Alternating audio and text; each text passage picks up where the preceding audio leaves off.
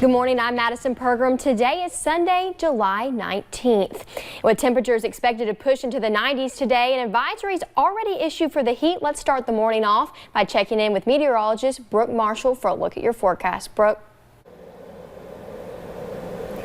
Thanks, Madison. Yeah, it's going to be a hot one today. The good news is we aren't as hot right now for the morning hours, so the morning's looking like the best. If you take a look behind me at one of our cameras, this is in Hazard WYMT Studios. You can see beautiful conditions out there this morning. Just a little bit of fog still up on those mountains, but not really causing any visibility issues. Overall, very nice conditions and temperatures already hot, already heating up, but not nearly as hot as it's going to get later today. You can see temperatures anywhere from those lower already creeping up into those mid to upper 70s in some spots. You can see Jackson and Prestonsburg there already at 76 degrees this morning, so quite a bit warmer than we were yesterday at this time. But overall, we are going to continue warming up, and you can see by around lunchtime today, we're already going to be getting into those mid to upper 80s. So by those afternoon hours, we're going to easily jump into those 90s. It's going to be a very steamy day ahead. So with that, I mean, if you are going to be outside, definitely take those precautions. Definitely could see some heat injuries with this. So if you're going to go for a run, the earlier the better. I would definitely recommend staying inside as we get into those later and afternoon hours, because it is going to be so hot and humid outside. Madison?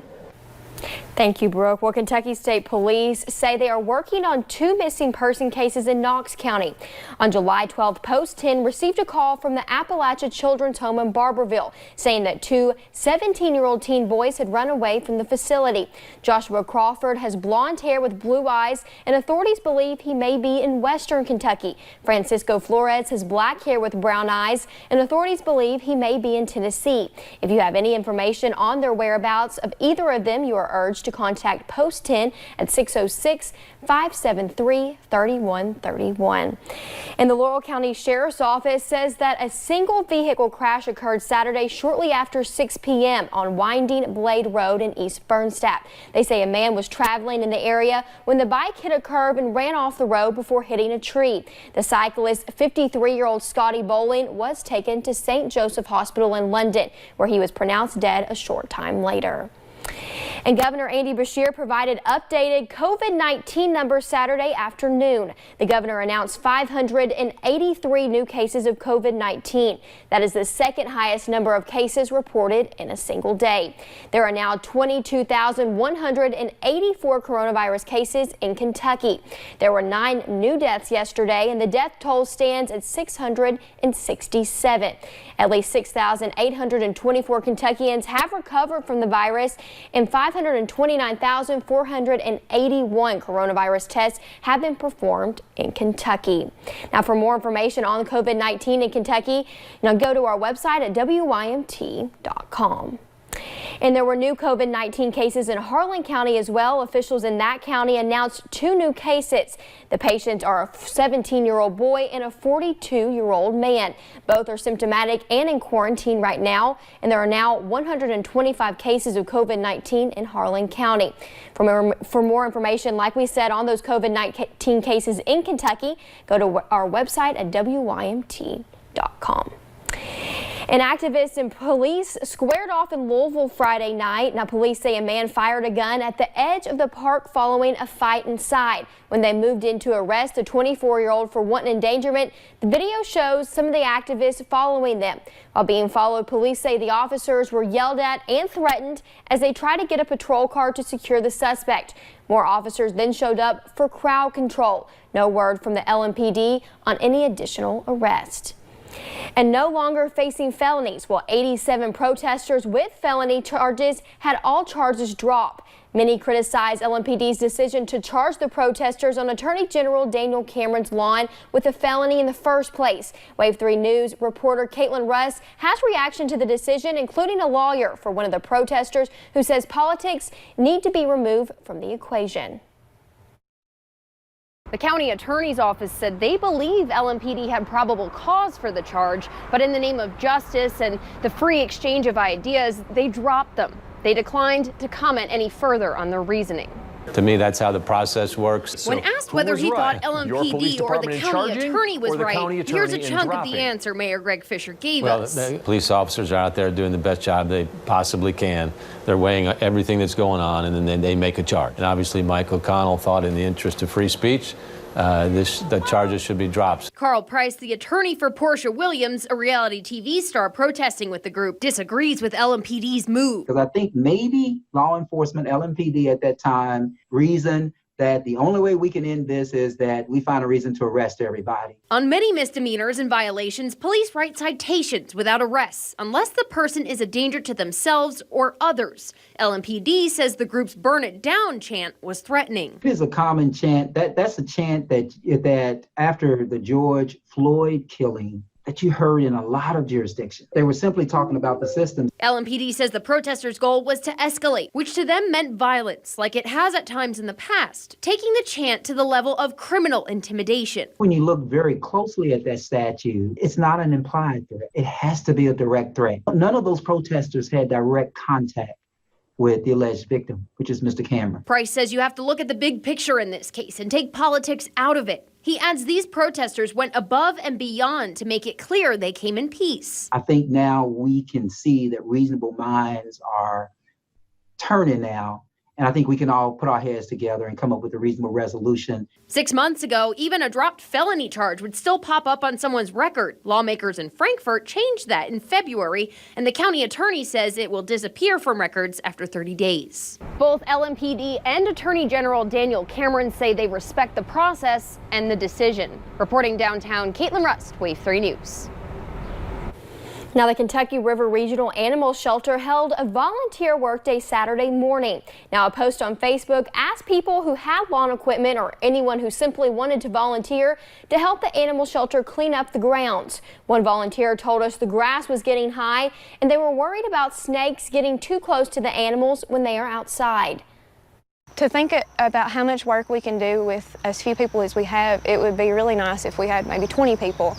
And the Perry County Judge Executive this evening, what we can't get with the lawnmowers and the weed eaters, he's going to send down a bush hog, so that's awesome. And it would be really exciting to see more politicians get involved with stuff like this. Now, a volunteer with the shelter said Perry County Judge Executive, like they said, will send a bush hog to finish parts the volunteers could not get with their lawnmowers and weed eaters. An Indian motorcycle rider group rides were delayed this summer due to COVID-19, but Saturday that anticipated first ride of the season could finally take place. Anyone who wanted to ride met at Indian Motorcycle Lexington. They then rode to Woodford Reserve, and later in the day there was free food and drinks and even a raffle with Indian motorcycle equipment up for grabs. The ride tried to help businesses in Kentucky that have stepped up. The main charity of the group is the Alzheimer's Association. It's one of the silent killers that people aren't aware of unless somebody, for the most part, unless somebody in their family has it. But everybody has somebody in their family that as they age, they may not get Alzheimer's, but they may get some form of dementia. Napier says while he likes Indian motorcycles the best, anyone with a bike is welcome to join for future rides. And as school boards are making decisions about how to educate students in the fall, those in the federal government have some thoughts of their own. And Senator Mitch McConnell says that schools are going to be one of the big parts of the next relief package. The Senate Majority Leader added that America will not look anywhere close to normal if students are still at home in the fall. When asked about a number of JCPS board members favoring starting the year with NTI, McConnell says it's up to them to weigh the consequences.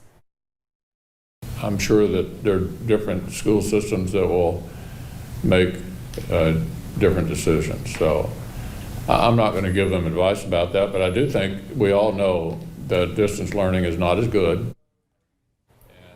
Noting the difficulty of the decision, the Senate Majority Leader says right now he wouldn't want to be on the school board.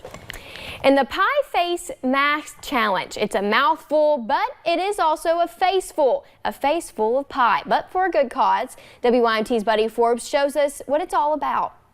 It is a COVID-19 challenge. After the COVID task force and the health department decided to do this challenge, I kicked it off. Share a selfie wearing your mask properly and watch local leaders try on a different kind of mask. I get my challenge. Okay. Before they pass the pie to the next person. Thank you. Dr. Fauci is well known and beloved in his community, and I knew a lot of people would enjoy seeing him get hit with a pie in the face. Public Health Director Tammy Riley says the COVID-19 task force came together for the project. So after 100 individuals have posted pictures wearing their masks properly on the face, I will have a pie in the face by my lovely wife, and she's so excited to do the test for me. Sometimes laughter is the best medicine, and we're all using the challenge to hopefully ease some of the anxiety in our community while at the same time educating. So Dr. Fadi Alacross accepted his challenge. Now let me face my destiny and get the pie on my face. 1, 2, 3. Thank you. Before calling on University of Pikeville President Dr. Burton Webb. Here's the deal. 100 of you need to post pictures in the comments to this video of you wearing your face mask properly. Making sure to point out the correct way to wear a mask. If you're wearing it like that, not proper, it won't count. If you're wearing a chin cozy, that doesn't count either. Face mask up like this. If I get 100 of them, I'll take a pie in the face. And waiting for the community to do its thing. I'm very hopeful that this is going to spread throughout the community and lighten the mood while making people smile and educating all at the same time. But it is not all about the fun. And while we're making light at the moment of a small, simple act, it is a very important act that can make all the difference in how our community moves forward during the pandemic. It is about the future. In Pike County, Buddy Forbes, WYMT Mountain News. Now, the challenge is already leaking into the community. The Appalachian Center for the Arts has now posted a challenge video as well. Well, coming up on Mountain News this morning, why researchers believe stress management is crucial for diabetes patients. And today is shaping up to be a stay indoors with the air conditioning kind of day. I'll let you know how hot those temperatures will get next.